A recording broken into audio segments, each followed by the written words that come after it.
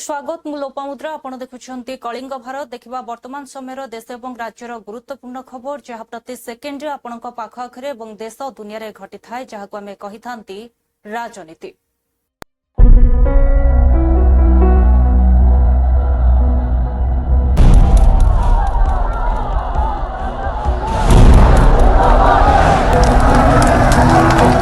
राजनीति जेउठी गोटे ही सत्य जितिबा जेकोसी मूल्य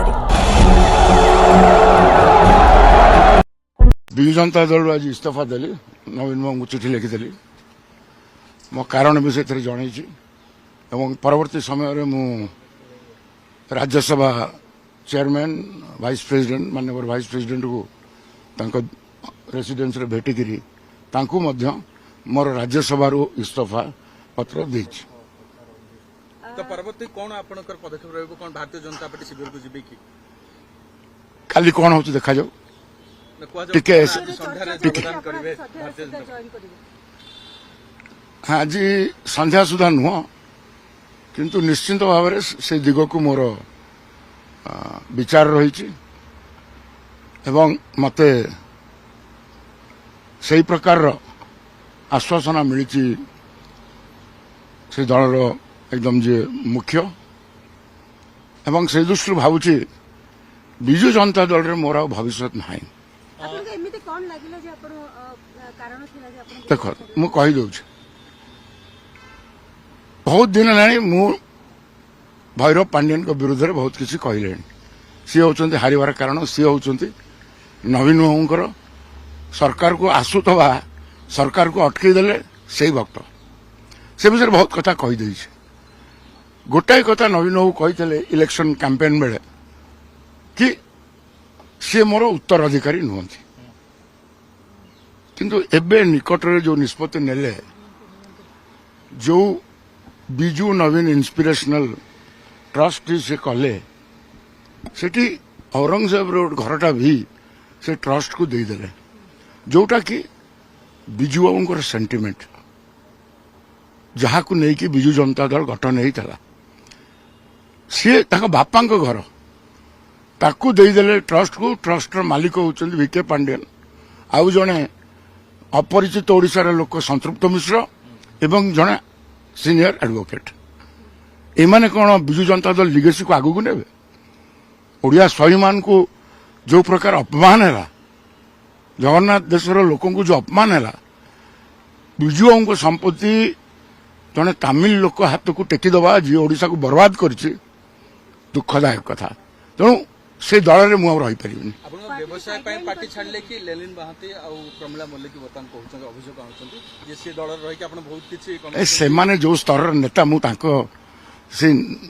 कमेंट करने चाहूनी मु कौ फोरम रे अच्छी मु गोटे राष्ट्रीय दल को बाहर जावाई जो अति सम्मान सहित जाऊँगी से कम हूँ विजु जनता दल केवल गोटाए का मुद्दा आगामी दिन में दल केमती संगठित हम से चिंता कार ना दल केमती आहरी विभाजन हम आहरी केमती लोक ये सस्पेंड हे से हूँ विजु जनता दल अभी एकमात्र लक्ष्य तो बीजेपी केबे योगदान करबे कोन बीजेपी टिकट रे कोन आपन राज्यसभा से योगदान तो निश्चय आपण माने थेबे तेणु आगुरु कोन दरकार कहबार किछि आपण मान से उपस्थित थेबे राज्यसभा आसीबे ये आश्वासन मिलछि बीजेपी गणसेटा कला के साइडलाइन तो राज्यसभा अच्छी किंतु दुखर सहित कहूँ वर्ष है नवीन बाबू भेटी पारे मत नवीन जहाँ को मुझे पाखर लोक थी ओडिशा समझ जानते देवस्थ मंत्री और नवीन बाबू संपर्क कौन आई संपर्क सहित जदि मो नेता मत देखादेले कि मो दुखटा शुणिले मु कहीं कथा गुड़ी कहली मो मुहर सीना कहली कोटी कोटी विजु जनता दल कर्मी कथाटा को मो पार्टी जरिया कहली मो मुह जरिया कहली विजु जनता दल आज इस्तीफा देली नवीन बाबू चिठी लिखिली मो कारण विषय जन परवर्ती समय मु राज्यसभा चेयरमैन वाइस प्रेसिडेंट माननीय वाइस प्रेसिडेंट को रेसिडेंस भेटिकी मोर राज्यसभा इस्तीफा पत्र देछि। तो परवर्ती कौन आपनकर पदक्षेप रहबो कौन भारतीय जनता पार्टी शिविर को जिबे की काली कौन होची देखा जाऊ ଟିକେ ସନ୍ଧ୍ୟାରେ ଟିକେ ଯୋଗଦାନ କରିବେ ଭାରତୀୟ ଜନତା ଆଜି ସନ୍ଧ୍ୟା ସୁଦ୍ଧା ନୁହଁ କିନ୍ତୁ ନିଶ୍ଚିନ୍ତ ଭାବରେ ସେ ଦିଗକୁ ମୋର ବିଚାର ରହିଛି ଏବଂ ମୋତେ ସେହି ପ୍ରକାରର ଆଶ୍ୱାସନା ମିଳିଛି ସେ ଦଳର ଏକଦମ ଯିଏ ମୁଖ୍ୟ ଏବଂ ସେହି ଦୃଷ୍ଟିରୁ ଭାବୁଛି ବିଜୁ ଜନତା ଦଳରେ ମୋର ଆଉ ଭବିଷ୍ୟତ ନାହିଁ। ଦେଖ ମୁଁ କହିଦେଉଛି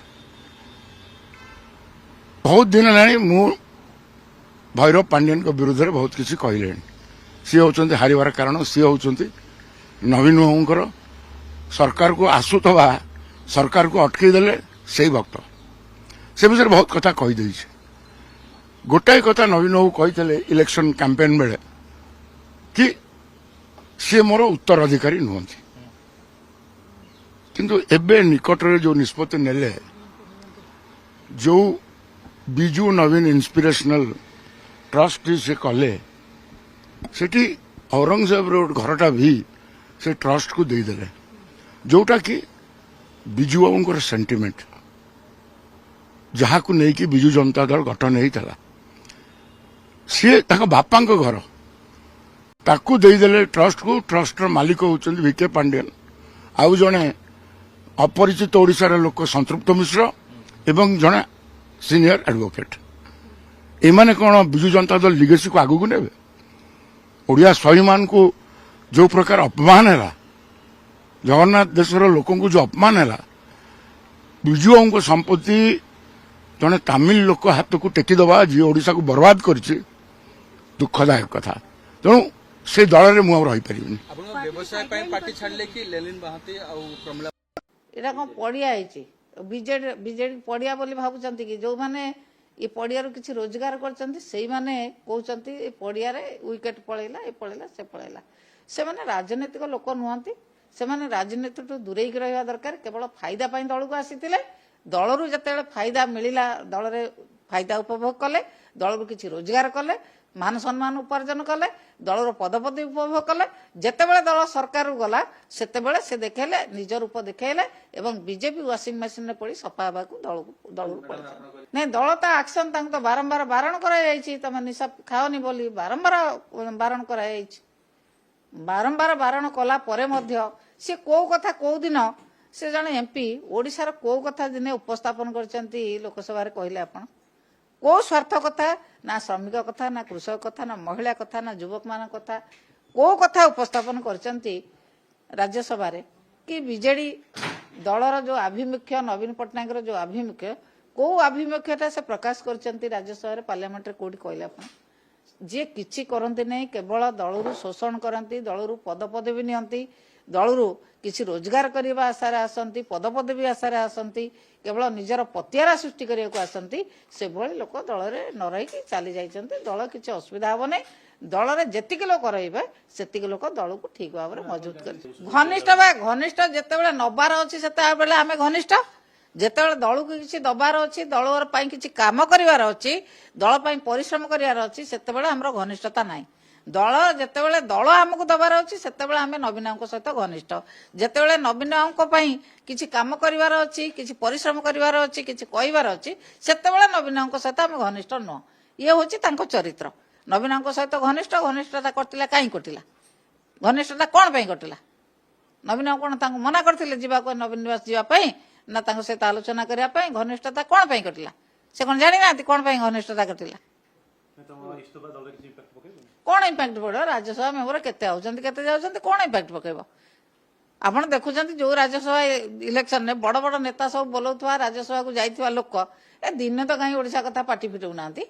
କାହାରି କଥା ତ ଆମେ ଶୁଣୁନୁ। କାହିଁ ଆପଣମାନଙ୍କ ଯାହା ତ ଶୁଣୁଛୁ ଆପଣମାନଙ୍କ ଟିଭି ଚ୍ୟାନେଲ ମାଧ୍ୟମରେ ଆମେ ଦେଖୁଛୁ, କାହିଁକି ତାଙ୍କ ସ୍ୱର ତ ଦିନେ ଆପଣଙ୍କ ଟିଭି ଚ୍ୟାନେଲ ଦେଖଉନି ଯେ ଅମକ ବାବୁ ଏଇଆ କହିଲେ ରାଜ୍ୟସଭାରେ, ଏଇ କଥା ଓଡ଼ିଶା ପାଇଁ ଦାବି କଲେ, ଏଇଟା ଓଡ଼ିଶାର କ୍ଷତି ହେଉଛି, ଓଡ଼ିଶାକୁ ଏଇ ବାଟକୁ ନେବା ପାଇଁ ପ୍ରଧାନମନ୍ତ୍ରୀଙ୍କ ପାଖରେ ଦାବି କଲେ, କି ରାଷ୍ଟ୍ରପତିଙ୍କ ପାଖରେ ଦାବି କଲେ, କି ସରକାରଙ୍କ ପାଖରେ ଦାବି କଲେ, କାହିଁ କାହାରି ସ୍ୱର ତ ଶୁଭା ଯାଉନି।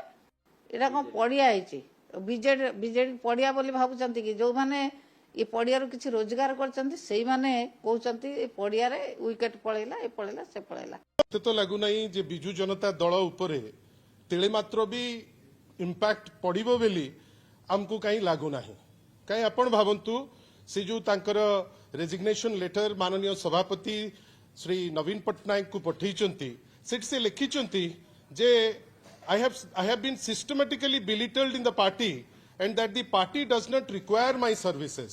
এটা অত্যন্ত হাস্যাস্পদ যেতবেলে ব্যক্তি স্বার্থ রাজ্য স্বার্থ ঠাউ বড়ি যাব সেতবেলে এই টাইপর লেখা যায় 2000 মସିହାରୁ 2024 ভিতরে 5 থর তাଙ୍କୁ টিকেট দিয়া যাইছি 3 থর জিତିଛନ୍ତି 2 থর দଳ টিକେଟ ଦବା ସତ୍ତ୍ୱେ ନବୀନ ବାବୁଙ୍କ ଆଶୀର୍ବାଦ ପାଇବା ସତ୍ତ୍ୱେ ସେ ତାଙ୍କର ନିଜ କର୍ମ ଯୋଗୁଁ 2 ଥର ହାରିଲେ ପରବର୍ତ୍ତୀ ଅବସ୍ଥାରେ ଓଟିଡିସି ର ଚେୟାରମ୍ୟାନ ମଧ୍ୟ ତାଙ୍କୁ କରାଗଲା ରାଜ୍ୟସଭା ଯେତେବେଳେ ସେ ହାରିଥାନ୍ତି ହାରିଲା ପରେ ଧନ୍ୟବାଦ ମାନନୀୟ ଶ୍ରୀ ନବୀନ ବାବୁଙ୍କୁ ଯେ ତାଙ୍କର ବଦାନ୍ୟତା ଯେ ସେ ତାଙ୍କୁ ରାଜ୍ୟସଭାର ଟିକେଟ ମଧ୍ୟ ଦେଲେ ଆହୁରି 4 ବର୍ଷ ବାକି ଅଛି ସେ ରାଜ୍ୟସଭାର ଆଉ ସବୁଠାରୁ ବଡ଼ କଥା ୟା ଭିତରେ ସେ କଟକ ଜିଲ୍ଲା ୟୁନିଟ୍ର ବି ଜିଲ୍ଲା ସଭାପତି ଥିଲେ मते आपण माने कहतु ओडिशार लोक विचारंतु जे आउ कौन करथिले आउ केते दल तांकु देइथिले आउ केते माननीय श्री नवीन पट्टनायक तांकु दायित्व देइथिले तांकु भरोसी थिले से तांकर निज स्वार्थ पई आज दल को छाड़ी गोटे चंचकता भरा चिट्ठी लेखिबा पई पछै न थांते आमे आश्चर्य जे निजर समस्त प्रकार फायदा नेला परे पुणी थरे आहुरी बेसी वैपारिक जो साहाय्य भारतीय जनता पार्टी रु आशा करी आज से दल को छाड़िया को जाउचंती किंतु एतिकी कहबा को पछै भी नाही जे विगत 4 वर्ष हेलानी दल पई तांकर विशेष किछि अवदान नाही आज पर्यंत विभिन्न समय रे से केवल तर्क रे से आपण मानकर गणमाध्यम को आसंती तर्क छड़ा विभिन्न समय रे दलर जेतबेले प्रतिकूल अवस्था जेतबेले दल ठारू समस्त फायदा नहीं किरी निजे तांकर समस्त फायदा नहीं चंती देवाशीष को संपर्क रे आपण माने जेते कथा जोड़ी भाव में उपस्थापन करती आपण माने ता उत्तर बेसी दे पारिबे देवाशीष उपरे नवीन बाबू तांको सर्वाधिक आपण तो सब जानी 3 थर विधायक आज दिन रे एवं राज्यसभा सांसद केते लॉयलिटी चिंता न कले नवीन बाबू राज्यसभा सांसद देवे विश्वास आस्था रखी 3 थर विधायक राज्यसभा सांसद पार्टी जिला सभापति पर्यवेक्षक जीवन बिंदुर राज्य हेड आईनजीवी संघर राज्य हेड कौन न दे नवीन बाबू माइन्स ठू आरंभ करी बेपार वाणिज्य ठू आरंभ करी बिजनेस फैमिली जहाँ दवा कथा विजु जनता दल से चुपुड़ी नहीं पूरा माने आउ किछि तक बाकी नथिला आज दिन में कि मोह बीजेपी देखी खाली केन्द्र मंत्री दे पारे कि आहरी बड़ पोस्ट कौन दे पारे ता छड़ा बड़ बेपार कर पारे आउ दुर्बलता ईडी सीबीआई पाखे कौन अच्छी बीजेपी जानी बीजेडी थ्रू सबू नहीं जाइछंती तेणुक विश्वास केमी से हराऊँ से कथा से निजे घोषणा कर बहुत हाईलाइट भी करपरी भाव से बीजेडी चलांती से पार्टी भितर वर्षे है व्यक्तिगत समाशा कथा कहते मोर बुझामणा नहीं श्रीयुत बीके पांड्यान सहित तुमको से पूरा निजे टीवी घोषणा करते आप जानी सब कहते मल्ला पर्यंत निज वाक्य निजे रख मल्ला पर्यंत नवीन बाबू को छाड़ी पारि ना मुझे वर्षे है वक्तव्य मोर स्पष्ट भाव वक्तव्य आप तो मैंने देखी वक्तव्य संपर्क में मुझे कहली देवाशीष बाबू जो भाव वक्तव्य दौरान बीजेडी विरोधिता वक्तव्य दौरान नवीन बाबू को विरोधिता दौरान पार्टी को दुर्बल करने सी अन्न को दलर चापरे ऑलरेडी से संपुक्त हो सारी पेट्रोल डीजेल जो 4 थर वृद्धि है 15 तारीख रु आज है 25 तारीख 10 दिन भितर 4 थर वृद्धि से पूर्णछेद पड़ो ना मुशावासी को सूचना देवाई चाहे मोर अनुभूति संपन्न ज्ञान रू एक कहवाई चाहे आहरी बढ़ कारण ये विरोधी दल में अच्छी बोली सरकार को समालोचना कर वक्तव्य रखुना जितेबले यही आधार रे वक्तव्य रखुची जितेबले आपण ओएमसी माने तैल वितरणकारी कंपानी माने कहते आमे डीजेल पिछा 15 ରୁ 20 ଟଙ୍କା କ୍ଷତି ସହୁଛୁ, पेट्रोल पिछा 14 टंका क्षति सहुछु। हमको भरणा करने पड़िबो। सरकार भरणा करंतु, सरकार भरणा करने को नाराज। सरकार लोकों सहित नहांती, लोकों पीड़ा सहित नहांती, लोकों जंत्रणा सहित नहांती। सरकार केवल राजस्व रे अछंती, आदाय रे अछंती। तेणु से बोझटा कोठी आसीबो? Undoubtedly it will pass on to the consumers. खाउटी मानक मुंड को आसीबो, अर्थात आउरी अधिक बढ़िबो एवं से वर्धित दर खाउटी ही सहिबा को पड़िबो। ये होची दुर्भाग्य, ये होची दुख, ये होची दुख। आ सरकार समस्त अच्छी बोली कहते, सबका साथ, सबका विकास, सबका प्रयास। आपका प्रयास कहाँ है भैया? मैं सिर्फ इतना पूछना चाहता हूं कि आपका प्रयास कहाँ है? कब तक होगा? कहां से शुरू हुआ, कब खत्म होगा?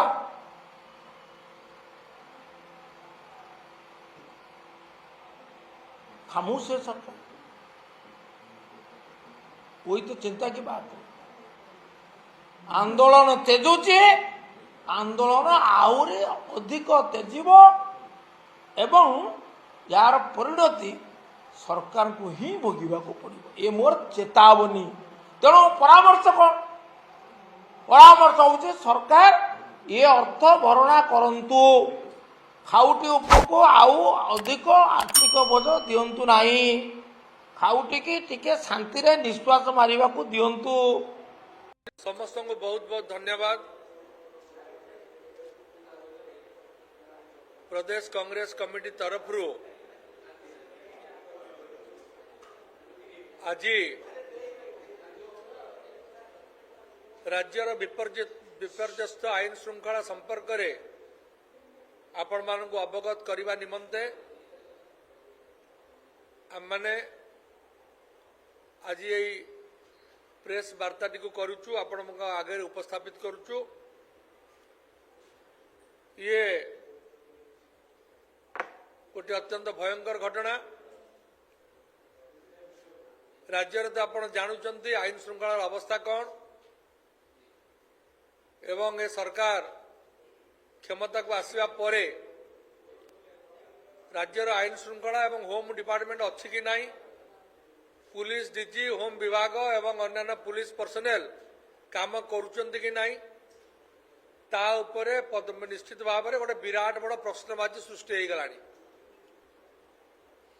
आमे कही रखा चाहूँ जे गोटाए दिन पूर्व गतकाली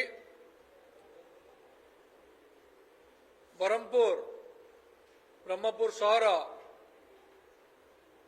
पाखरे भितरे जनेक मंगला बेहेरा बोली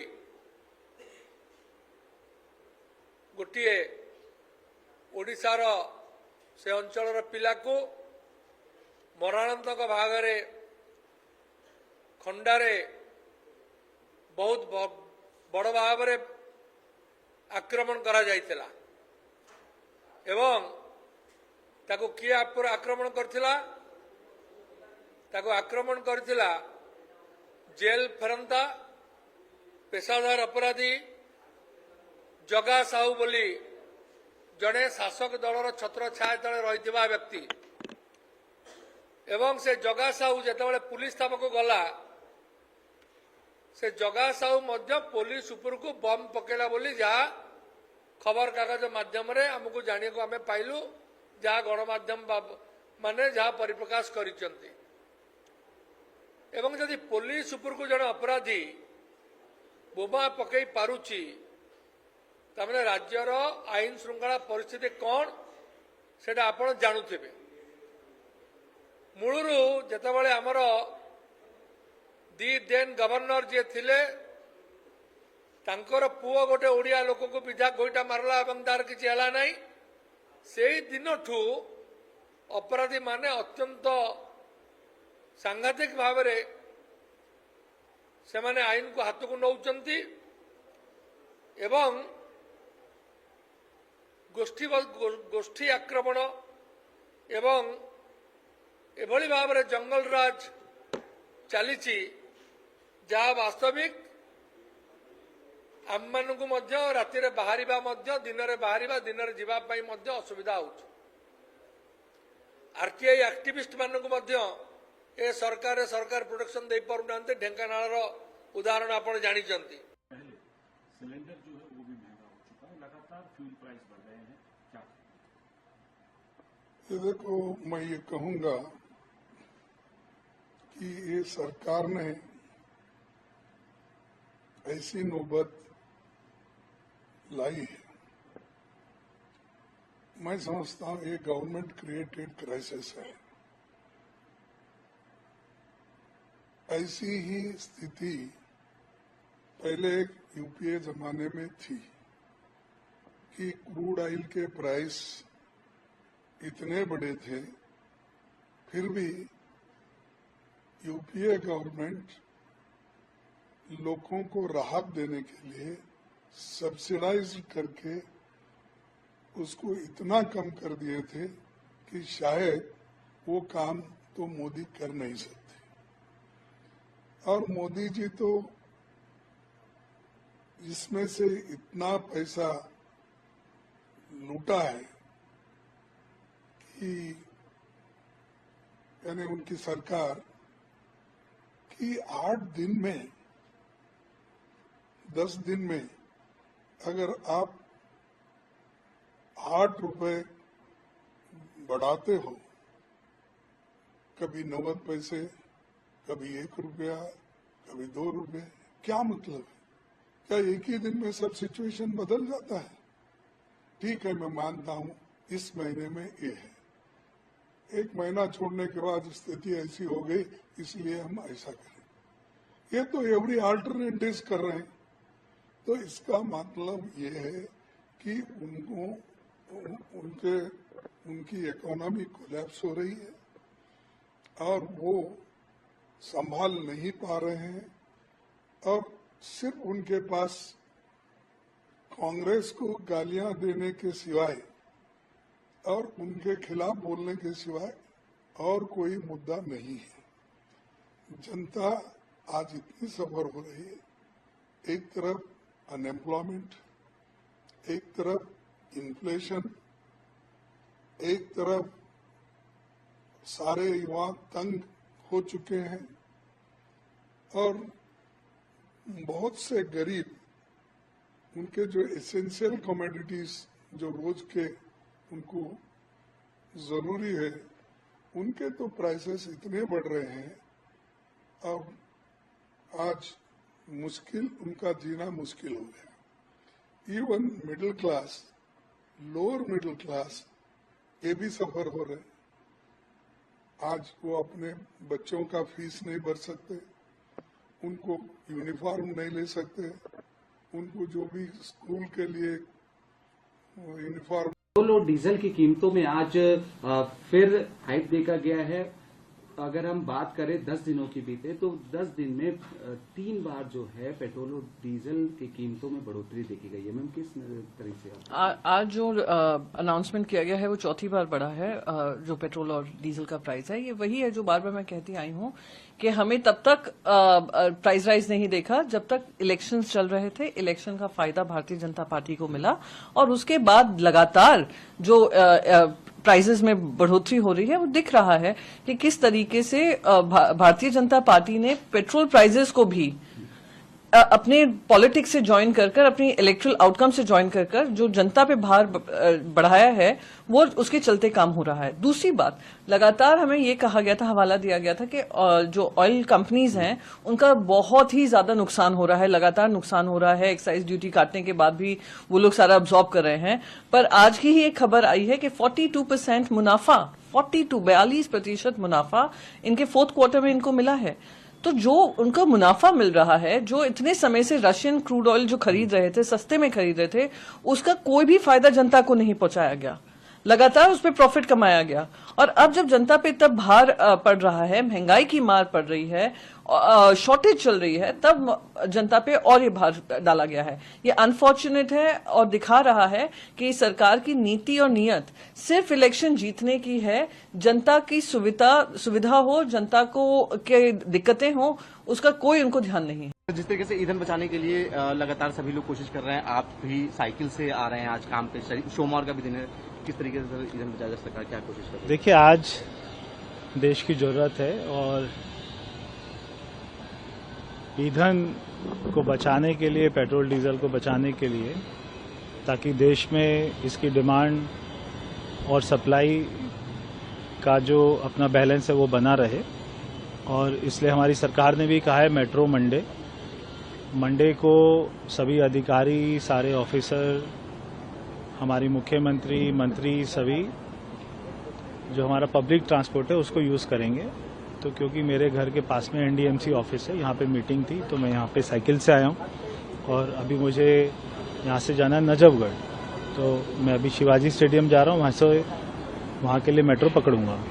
तो जितना ईंधन बचेगा और इससे हमारा शरीर भी ठीक रहता है, सेहत भी ठीक रहती है। ठीक, थैंक यू सर। जिस तरीके से ईंधन बचाने के लिए आज का परिस्थिति बहुत परेशान है, लोगों में परेशान में है। Government is not doing anything to address the issue. They are completely sitting, and Prime Minister is touring all over the world. Every day petrol diesel price is increasing. People are in a very big difficulties. Unemployment is in a peak. Our youth are not getting any job. Then they are also getting. Sir, वैसा agitation जो BJP करती थी आपके ruling के दौरान में, वैसा agitation Congress शायद कहीं ना कहीं नहीं कर पा रही है। वहाँ मैम देखा परसों राजस्थान में कितना एजुकेशन हो चुका। नेशनल लेवल पे हम करेंगे। हमारा युवक Congress, NSUI, all are in the field. We will coming days you can see that agitation, because it is not a prepared agitation. Already people are in a distress. Natural agitation will come down without any preparation. विदेश यात्राओं पर जा रहे हैं। या उनके लिए एक ही एजेंडा है। प्राइम मिनिस्टर पसंद है बट लोगों ने पसंद नहीं है। इस is the issue. Thank you. आज का परिस्थिति बहुत परेशान है। चौथी बार पेट्रोल डीजल के भाव बढ़े हैं। देखिए, ये 90 पैसे, 80 पैसे, 1 रुपया बढ़ा के, ये तो एक ऐसा है ना कि एक मिसाल है स्लो पॉइजनिंग की, कि जैसे आपको थोड़ा थोड़ा जहर दें ताकि आपको एहसास ना हो कि आप मर जाएंगे जहर से। ये महंगाई के बोझ से जनता बिल्कुल न दब जाए, इसलिए एक साथ में 5 रुपये नहीं बढ़ा सके। सरकार का हौसला नहीं इतना। सरकार को पता है कि हमें बढ़ाना है 1 महीने में इतना, लेकिन हम एक साथ 5 रुपये बढ़ाएंगे तो लोग सड़कों पे आ जाएंगे। लोग लेकिन बेवकूफ़ नहीं है, लोग समझ रहे हैं कि आप अगर 80-80, 90-90 पैसे या 1 रुपये के हिसाब से भी 5-7 रुपये बढ़ा लेंगे तो उसका असर तो हमारे बजट पे होगा। गरीब का बजट जो है वो मुख्तसर है, महदूद है, उससे आगे जाएगा नहीं, आमदनी बढ़ती नहीं। अखराजात अगर बढ़ने लगे, तेल की कीमतें बढ़ने लगेंगी तो केरोसिन की कीमत बढ़ेगी और उसके साथ साथ हर चीज़ की कीमत बढ़ती है। जैसे ही आप डीजल और पेट्रोल या घासलेट की कीमतें बढ़ाते हैं तो उसके नतीजे में सभी ज़रूरियात ज़िंदगी की चीज़ें की कीमतें आमदें खुद ब खुद बढ़ जाती हैं। तो ये तो एक बहुत बड़ा नुकसान का मामला है लोगों के लिए। मुझे लगता है सरकार को चाहिए कि वो कोई और रास्ता निकाले कि फंड कहाँ से लिए जाएं। अदानी से ले लो ना पैसे, अगर उसके पास हज़ारों लाखों करोड़ रुपए हैं तो आप उससे मदद मांग लो। देखुले वर्तमान समय देश और राज्यर गुरुत्वपूर्ण खबर को नहीं राजनीति। समय होछि एक ब्रेक पर खबर प्रसारण जारी रहिबो। देखुथांतु कलिंग भारत।